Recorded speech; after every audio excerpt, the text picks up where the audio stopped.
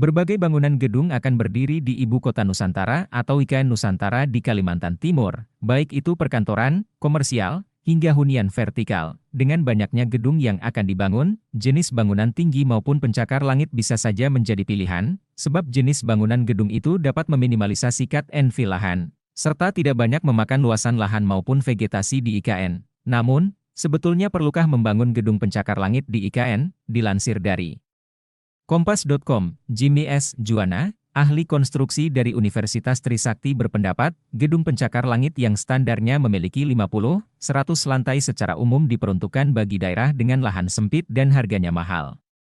Sehingga, kawasan gedung masih memiliki ruang terbuka hijau yang cukup besar, atau sesuai ketentuan minimal yakni 30%. Tapi kalau di IKN dengan lahan cukup luas sebetulnya tidak perlu bangunan bertingkat tinggi. Apalagi pencakar langit, mungkin cukup dengan bangunan menengah yang maksimum 8 lantai supaya juga tidak terlalu kontras dengan lingkungan sekitar. Jelas Jimmy dalam seminar virtual berjudul Arsitektur Menara Indah dan Kokoh, pada Kamis, 15 Juni 2023, menurut dia, hal yang perlu diperhatikan dalam pembangunan IKN ialah tantangan topografi tanah yang berkontur dan kondisi geologi serta geoteknik, di mana ada lapisan tanah yang kalau tidak terkena air kerasnya bukan main.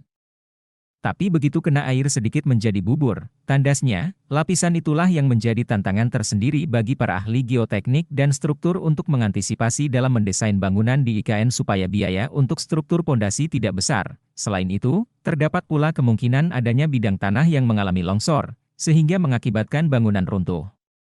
Bukan karena daya pikul tanahnya kurang, tetapi juga karena ada bangunan gedung pada bidang longsor yang tanahnya sangat labil, pungkas Jimmy.